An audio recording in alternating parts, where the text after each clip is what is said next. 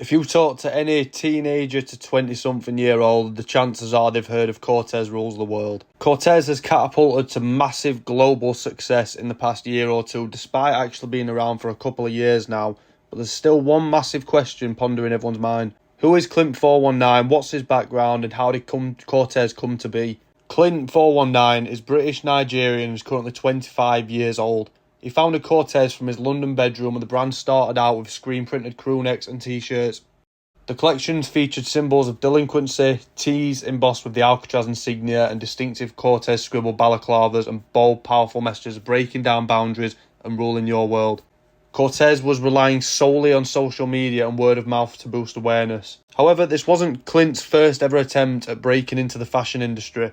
A predecessor to Corteiz was Cade, which he founded in 2015 with his friend Aid Sanusi at the age of 19. Both of them were part of Apex, which is a London-based collective of creative teenagers who bonded over self-expression and personal style. It's not really clear as to when Cade stopped operating, however, it is quite interesting that he did give an interview to the Native magazine when he was 19. I'll leave this link down in the description if you want to take a read for yourself. It's showing a couple of London-based designers, teenagers mainly, that were creating fashion and their own clothing lines around the time this was made. I believe the article was November 2016, so at the time Clint was only 19 and was a university student working on Cade at the same time. One of the questions asked to Clint was to talk about Cade.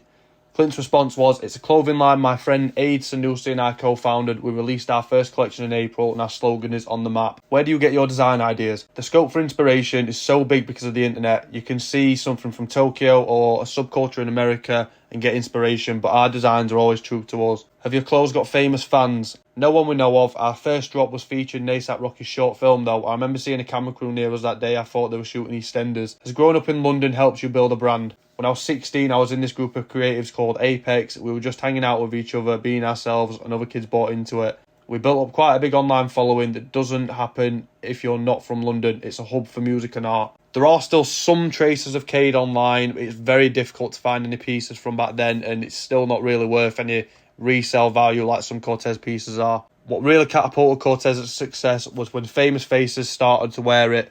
This ranged from Central C to Stormzy both wearing it on live performances on stage, to former founder and owner of Off-White, Virgil Abloh, who actually wore and featured Clint's Rules The World socks on his Instagram page when he was alive. So there's a little bit about the mystery man Clint419 himself. I think he's doing a great job with Corteiz. The marketing, the great bolo exchange, the 99p drops and everything are just crazy marketing. I've never seen anything like it. The Corteiz night collab he's just recently done is definitely owed and deserving, so big up Clint419. Thank you for watching. What do you think to Corteiz? Is there any more streetwear brands we need to be on the lookout for? I know Broken Planet's on the rise right now. Trap Star's sort of just always growing, kind of a staple now too. Let me know your comments. What do you think? Let me know down below.